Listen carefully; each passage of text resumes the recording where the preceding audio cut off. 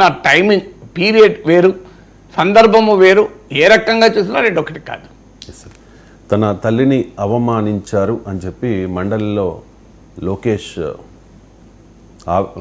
ఆవేదనకు MLC Botsa కూడా respond అయ్యారు sir. ఆనాటి చర్యల్ని సమర్థించలేదు అని చెప్పి. బహుశా బొత్స అయితే అప్పుడు అసెంబ్లీలో కామ్గా ఉండవచ్చు, కానీ వైసీపీ ఎమ్మెల్యేలంతా కూడా చాలామంది చాలా ఇదిగా మాట్లాడారు. వల్లభనేని వంశీ అనుకుంటా ఈ కామెంట్ చేసింది గతంలో. అంటే అలా మాట్లాడడాన్ని ఎప్పుడూ కూడా తప్పు అని చెప్పి వైసీపీ నాయకులు కానీ జగన్ కానీ మాట్లాడలేదు సార్. కానీ బొత్స ఇప్పుడు అంటూ ఉన్నారు ఆనాటి చర్యల్ని మేము సమర్థించలేదు అని చెప్పి. ఇప్పుడు ఆయన ఎమ్మెల్సీ బొత్స కాదు, శాసన మండలిలో ప్రతిపక్ష నాయకుడు. శాసన మండలి ఎమ్మెల్సీ మనసుగా మనం తీసుకుంటే ఆయన సమర్థించిందా లేదా అనే అంశం వస్తుంది. కానీ లోకేష్ అన్నది ఎమ్మెల్సీ బొత్సతో కాదు, శాసన మండలిలో వైఎస్ఆర్ కాంగ్రెస్ పార్టీ పక్ష నేత, అఫీషియల్లీ అపోజిషన్ లీడర్. జగన్మోహన్ రెడ్డికి అఫీషియల్గా అపోజిషన్ లీడర్ స్టేటస్ లేదు అసెంబ్లీలో, కానీ బొత్స సత్యనారాయణకు అధికారికంగా ప్రతిపక్ష నేత హోదా ఉంది. సో అందువల్ల అది తెలుగుదేశం పార్టీకి చెందినటువంటి మంత్రి లోకేష్కు వైఎస్ఆర్ కాంగ్రెస్ పార్టీకి చెందిన సభాపక్ష నేతకు మధ్య వాదన. సో అందువల్ల ఇష్యూ బొత్స సమర్థించాడా సమర్థించలేదా అన్నది లోకేష్ ప్రస్తావిస్తున్నా అనుకోను. లోకేష్ ప్రస్తావిస్తున్నది జగన్మోహన్ రెడ్డి గురించి. జగన్మోహన్ రెడ్డి ప్రతినిధిగా బొత్స ఉన్నాడు కనుక బొత్సను అడుగుతున్నాడు తప్ప బొత్స సత్యనారాయణ సమర్థించకపోవడం ఇష్యూ కానే కాదు కదా. ఆ రోజు ఆయన ఉన్నాడా లేడా, ఆయన సమర్థించిందా లేదా, ఆయన కామ్గా ఉన్నాడా అనేది అసలు ఇష్యూనే కాదు, కాంటెక్స్టే కాదు. జగన్మోహన్ రెడ్డి సమర్థించలేదా, బహుశా బొత్స కూడా అన్నది తాను సమర్థించలేదని కాదు ఆయన అన్నది, తన పార్టీ సమర్థించలేదని ఆయన చెప్పి, తమ నాయకుడు సమర్థించలేదని బొత్స అంటున్నాడు. అది వ్యక్తిగతం కాదు. అక్కడ బొత్స ఇచ్చిన రిప్లై కూడా on behalf of his party and his leader. వ్యక్తిగతంగా ఎందుకు ఇస్తాడు ఆయన తెలియదా. సో అందువల్ల బొత్స సత్యనారాయణ వైఎస్ఆర్ కాంగ్రెస్ పక్ష నేతగా తాను తమ నాయకుడు తమ పార్టీ ఆనాటి ఘటనల్ని సమర్థించలేదు అన్నాడు. ఓకే, నిజంగానే సమర్థించలేదు. ఈ మాట జగన్మోహన్ రెడ్డితో అనిపించండి.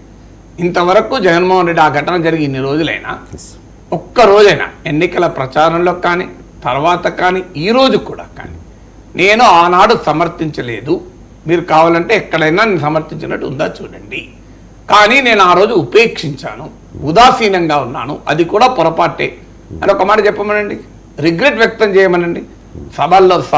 సభా నియమాలు సాంప్రదాయాలు ఇది మంచిది కాదు, ఎస్ ఐ రియలైజ్ ఇట్, కానీ ఆ రోజు మా వాళ్ళని నేను అంతర్గతంగా మందలించాను, పోనీ అది కూడా చెప్పచ్చు. బహిరంగంగా మందలించకపోవచ్చు, కానీ బహిరంగంగా మందలించాల్సి ఉండే. ఇలా జగన్మోహన్ రెడ్డి వివరణ ఇవ్వచ్చు, కానీ ఇంతవరకు దానిపైన జగన్మోహన్ రెడ్డి వివరణ ఇవ్వలేదు కదా. సో అందువల్ల తమ సభ్యులు మాట్లాడినా అది జగన్మోహన్ రెడ్డి మాట్లాడిండు అని ఇప్పుడు ఆరోపణ కాదు. జగన్మోహన్ రెడ్డి అన్నాడు అని ఎవరు ఆరోపించలేదు కదా. కానీ సభానాయకుడిగా తన బాధ్యత, తాను అక్కడ ఉన్నాడో లేడో నాకు గుర్తులేదు ఆ సమయంలో. ఉన్నారు సార్, సభలోనే ఉన్నారు. ఉన్నాడు, చిరునవ్వుతో ఉన్నాడు. కొడాలి నాని ఆయనను చూస్తూనే మాట్లాడారని కూడా మనకు మీడియాలో వచ్చింది. బట్ ఏదైనా ఆ రోజు ఉన్నప్పుడు తాను ఒకవేళ గమనించలేదు అనుకుందాం, వాదనకైనా వెంటనే ఈ వివాదం అయ్యి చంద్రబాబు నాయుడు కన్నీళ్లు పెట్టుకొని సభలోనే ఆయన బయటకు వెళ్ళినప్పుడైనా జగన్మోహన్ రెడ్డి ప్రతిపక్ష నేతను ఆహ్వానిస్తూ ఇది పద్ధతి కాదు, మీరు అన్న నిజం, మీ ఆవేదన నేను ఒప్పుకుంటాను, మా సభ్యులు ఒకవేళ నేను గమనించలేదు, మా సభ్యులు ఒకవేళ మిమ్మల్ని అంత మాట అని ఉంటే దాన్ని ముక్త కంఠంతో ఖండించున్నాను, నేను స్పీకర్కి విజ్ఞప్తి చేస్తున్నాను, మీరు ఒక విచారణ బృందాన్ని వేయండి, జాయింట్ రెండు పార్టీల సభ్యులతో కలిసి ఆ ఫ్యాక్ట్స్ను మనం సీసీటీవీలు తీద్దాం, ఫ్యాక్ట్స్ స్టడీ చేద్దాం, నిజంగానే అని ఉంటే ఖచ్చితంగా వాళ్ళపైన నేను చర్యలు తీసుకుంటాను అని ఉంటే అయిపోయింది కదా, చాలా హుందాగా ఉండేది కదా. సో అందువల్ల ఖచ్చితంగా జగన్మోహన్ రెడ్డి ఉదాసీనంగా ఉన్నాడు, ఉపేక్షించున్నాడు. ఆ రోజు ఘటనల్ని గనక చూస్తే జగన్మోహన్ రెడ్డికి ఆ కళ్ళల్లో ఆనందం కొరకే చేశారు అనేది క్లియర్గా అర్థమవుతుంది. జగన్మోహన్ రెడ్డి దాన్ని ఆనందించాడు, ఎంజాయ్డ్ ఇట్ కదా. ఖండించకపోవడం అంటే ప్రోత్సహించడమే కదా, ఖండించకపోవడం చర్యలు తీసుకోకపోవడం ప్రోత్సహించడమే కదా. సో వాళ్ళపైన అందుకే లోకేష్ నిన్న మాట్లాడింది, మరి వాళ్ళు టికెట్లు ఇచ్చారు కదా సమర్థించడం కాదా అన్నాడు. ఇంకా టికెట్ల గురించి మాట్లాడాడు. నేనైతే టికెట్లు కూడా మాట్లాడాను. టికెట్లు చాలా మంది ఇస్తారు, ఏముంది రాజకీయాల్లో. ఇప్పుడు వాళ్ళ నేను మనిషి మళ్ళీ టీడీపీలో వచ్చినా మళ్ళీ టికెట్లు ఇస్తారు. రాజకీయ పార్టీలు ఏమున్నది, ఇప్పుడు చంద్రబాబు నాయుడు నరేంద్ర మోడీని భార్యకే న్యాయం చేయలేని వాడు దేశానికే న్యాయం చేస్తారా లేదా? మళ్ళీ కలవలేదు రెండు పార్టీలు. సో చంద్రబాబు నాయుడు మోడీ మీ మామకు వెంట పోటు పడడంలో మీరు సీనియరు, మీరు పోలవరం ఏటీఎంగా మార్చారు అన్నాడు. ఇప్పుడు మళ్ళీ కలవలేదా? రాజకీయాల్లో వ్యక్తిగత అవమానాలు చేసిన వాళ్ళు కూడా కలుస్తుంటారు. ఇప్పుడు చంద్రబాబు నాయుడు కలుపుకుంటారా అని చెప్పలేను, కానీ రాజకీయ అవసరాల కొరకు అన్ని వదిలేస్తారు. రాజకీయాల్లో తమ రాజకీయ అవసరమే ఉందనుకుందాం, ఆ వ్యక్తిగత అవమానాలు వదిలేస్తారు. అందుకే నేను మోడీ ఉదాహరణ, చంద్రబాబు నాయుడు ఉదాహరణ చెప్పాను. ఇద్దరు ఒకరికొకరు వ్యక్తిగతంగా మాట్లాడుకున్నా కూడా మళ్ళీ కలవలేదా? సో రాళ్ళు విసురుకున్నారు కలవలేదా? నల్ల జెండాలు చెప్పుకున్నా కలవలేదా? అందువల్ల అది ఇష్యూ కాదు, టికెట్లు ఇవ్వడం ఇష్యూనే కాదు. టికెట్లు ఇస్తుంటారు, అది సమస్య కాదు. తెలుగుదేశమే టికెట్ ఇచ్చిన ఆశ్చర్యపడాల్సింది లేదు. ఏమన్నా వాళ్ళతో స్టేట్మెంట్ ఇప్పిస్తారు, మేము అనాలని అనలేదు, జగన్ మాత్రం అనిపించాడు, వాళ్ళు పాపం ఆయన పార్టీలో ఉండేవరకు అలా అన్నారు, కానీ ఆయన వ్యక్తిగతంగా లేదని రాజకీయ స్టేట్మెంట్ ఇచ్చేస్తారు. కానీ అన్నిటికన్నా దానికన్నా ముఖ్యం ఏంటి అంటే ఆయన జగన్మోహన్ రెడ్డి వాళ్ళ పైన ఎలాంటి చర్య తీసుకోలేదు. ఇప్పటి వరకు దానిపైన వ్యాఖ్యానం కానీ వివరణ కానీ చేయలేదు. ఆ ఘటనల్ని ఖండించలేదు, ఆ ఘటనల పట్ల విచారాన్ని వ్యక్తం చేయలేదు. అందువల్ల ఖచ్చితంగా జగన్మోహన్ రెడ్డి సమర్థించినట్లే. సమర్థించలేదు అని ఇప్పుడు బొత్స వివరణ ఇవ్వకపోవడం ద్వారా వైఎస్ఆర్ కాంగ్రెస్లో ఒక రకమైన ఆలోచన, అయ్యో ఎందుకు ఆ పని చేసినాం, అది మనం మెడలు చుట్టుకుంటోంది కదా అని. చరిత్రలో జరిగిన తప్పిదాలు మెడలు చుట్టుకుంటాయి, ఎందుకు చుట్టుకోవు? సో చరిత్రలో తప్పిదాలు చేయకుండానే జాగ్రత్త పడాలి. నీ చరిత్రలో జరిగి తప్పిదాలు చేస్తే అవి జీవితం అంతా వెంటాడుతూనే ఉంటాయి కదా, అది వ్యక్తి చరిత్ర అయినా పార్టీ చరిత్ర అయినా. ఇప్పుడు అంటూ ఉన్నారు సార్ కూటమి నేతలు, కర్మ ఫలితము, చేసిన కర్మను ఎవరు ఇది చేయలేరు అని చెప్పి. రాజశేఖర రెడ్డి ఉదాహరణ కూడా ఉంది మీకు. నాకు గుర్తున్నంత వరకు చంద్రబాబు నాయుడు విషయంలో రాజశేఖర రెడ్డి ఒక అభ్యంతరకరమైన కామెంట్ వచ్చింది, నీ తల్లికి ఎందుకు పుట్టావా యాక్చువల్గా. సో దాని తర్వాత దానిపైన విత్డ్రా చేసుకున్నట్టు గుర్తు నాకు. విత్డ్రా చేసుకున్నారు నాకు ఆయన విచారం వ్యక్తం చేసి విత్డ్రా చేసుకున్నాడు, సభలోనే చేసుకున్నాడు. అందువల్ల సో రాజశేఖర రెడ్డి ఆ హుందాతనం ప్రదర్శించాడు కదా, ఇప్పుడు దాన్ని ఎవరు గుర్తు చేస్తలేరు కదా. ఇప్పుడు మనిషి భావోద్వేగాలకు గురయ్యో ఒక్కొక్క సందర్భంలో ఒక రకంగా ప్రవర్తించవచ్చు. ఎవరైనా మానవుల్లో గనక సో రసరక్త మాంసాలతో కూడిన శరీరాలు కలిగిన వాళ్ళం గనక మనమేమి అతీతము, మానవ సహజమైన భావోద్వేగాలకు అతీతము అని అనుకోవాల్సిన అవసరం లేదు. ఖచ్చితంగా ఎవరమైనా ఏదో సందర్భంలో పొరపాటున ఒక మాట అనే అవకాశం ఉంటుంది, పొరపాటు గ్రహపాటు ఏ పాట అయినా కానీ అట్లీస్ట్ తర్వాతైనా మనం రియలైజ్ కావాలి, ఇది నేను చేసింది పొరపాటు, ఆ మాట అన్ని ఉండాల్సింది కాదు. ఇప్పుడు రాజశేఖర రెడ్డి ఆ మాట ఏదో అన్నాడు, దాని అర్థం ఏంటి అనే విశ్లేషణలు అన్నీ వచ్చాయి, కానీ తర్వాత ఎస్ క్లోజ్ ఇట్ కదా. సో ఆ విచారణ వ్యక్తం చేశాడు, దట్ చాప్టర్ హస్ ఎండెడ్. ఈ పని రాజశేఖర రెడ్డి లాగా జగన్ చేసి ఉంటే ఆయన గౌరవం పెరిగేది, ఈ కాంట్రవర్సీ కూడా ఎండెడ్. ఒక రకంగా మీరు లోకేష్ బయట చూస్తే అసలు జగన్మోహన్ రెడ్డి ఓడించడానికి లోకేష్ తన సర్వశక్తులు ఓడటానికి ఒక కారణం ఇది. అంత కసి, ఇప్పుడు మనిషిని వ్యక్తిగతంగా అవమానిస్తే కసి ఉంటుందా ఉంటుందా?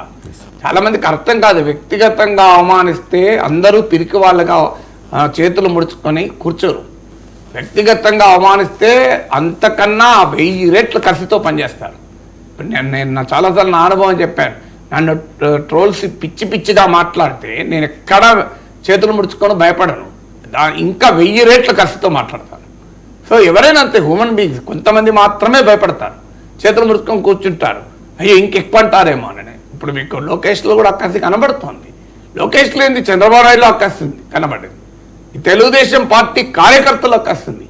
అందువల్ల జగన్మోహన్ రెడ్డి రాజకీయ తప్పిదాలు, డెవలప్మెంట్ పైన కేంద్రీకరించకపోవడం, అమరావతిని పక్కకు పెట్టడం, ఇవన్నీ ఒక ఎత్తు అయితే చంద్రబాబు నాయుడు అసెంబ్లీలో అవమానించడం, ఆయన జైలుకు పంపడం తెలుగుదేశం పార్టీలో ఊహించని కసిని పెంచింది. వైసీపీలో ఆ కసితో రాజకీయ కార్యకర్తలు పనిచేయలేదు, ఎందుకంటే కార్యకర్తలకు ప్రజలకు కనెక్ట్ పోయింది. ఆ కనెక్ట్ వాలంటీర్లను చూసుకున్నారు, బటన్లను చూసింది. సో జగన్మోహన్ రెడ్డి ఏమో తన పార్టీ కార్యకర్తలలో కసి లేకుండా చేశాడు. కారణం ఏంటంటే ప్రజలతో సంబంధాలు కార్యకర్తలకు తెగిపోయినాయి. కార్యకర్తలకు ప్రజలకు మధ్య వాలంటీర్లు వచ్చారు, కార్యకర్తలకు ప్రజలకు మధ్య సచివాలయం వచ్చింది, కార్యకర్తలకు ప్రజలకు మధ్య బటన్ వచ్చింది, నొక్కుతున్న బటన్ వచ్చింది. ఈ 3 వచ్చాక సంబంధం ఎక్కడిది? దీనికి భిన్నంగా తమ నాయకుడిని అవమానించిన వ్యక్తిగతంగా, తమ నాయకుడిని జైలుకు పంపాడు మా తల్లిని అవమానించారు, మా తండ్రిని జైలుకు పంపాడన్న కసి లోకేష్లో, చంద్రబాబు నాయుడులో, సగటు టీడీపీ కార్యకర్తలు కదా. అందుకే మీరు గమనించండి, ఈ మధ్య ఎన్నికల్లో దేశ విదేశాల్లో ఉన్న తెలుగుదేశం అభిమానులు కూడా, ఈవెన్ కొన్ని కంపెనీలకు CEO స్థాయిలో ఉన్న వాళ్ళు, ప్రతిరోజు లక్షల కోట్లు సంపాదించే వాళ్ళకు కూడా తమ పనులు వదిలేసి పర్సనల్గా వచ్చారు. హైదరాబాద్ నుంచి కొన్ని లక్షల మంది వెళ్ళిపోయి మీరు ఓట్లేశారు. ఎందుకు వచ్చారు? ఒక సగటు తెలుగుదేశం అభిమాని చావో రేవో అన్న ఫీల్ అయ్యారు. దీని సంగతి తేల్చాల్సింది. ఎందుకంటే అంత కసి జగన్మోహన్ రెడ్డి చర్యల వల్లనే జరిగింది. జగన్మోహన్ రెడ్డి స్వయంకృతాపరాధం అది. అంత కసితో పనిచేయరు. సాధారణ కిల్లర్ ఇన్స్టింక్ట్ అంటారు కదా. మీరు ప్రపంచంలో ఎక్కడ తెలుగుదేశం అభిమానం ఉన్నా, ఈవెన్ సునీతా విలియమ్స్ తెలుగుదేశం అభిమానం అయినా బహుశా ఆమె స్పేస్ షెడ్యూల్కి వెళ్ళి దూకి వచ్చి ఆంధ్రప్రదేశ్లో రాజకీయాల్లో పాల్గొన్నదేమో. అందుకే సహించలేకపోయారు. ఒక చిన్న ప్రశ్న కూడా తెలుగుదేశం పైన ఎవరైనా వేస్తే ఊగిపోయారు. ఎందుకంటే కారణం అదే, వాళ్ళకి అంత కసితో పోరాడుతున్నారు కనుక ఏ చిన్న డిస్ట్రాక్షన్, డైవర్షన్ కూడా అంగీకరించలేకపోయారు. సో ఆ ప్రాసెస్ మీకు క్లియర్గా కనబడుతోంది కదా ఈ ఘటనల నేపథ్యంలో. జగన్మోహన్ రెడ్డి 11 స్థానాలకే పరిమితం అవ్వడం, వైసీపీ 11 స్థానాలకే పరిమితం అవ్వడం, జగన్ కనీసం అసెంబ్లీకి రాలేని పరిస్థితిలో ఉండడాన్ని చంద్రబాబు నాయుడు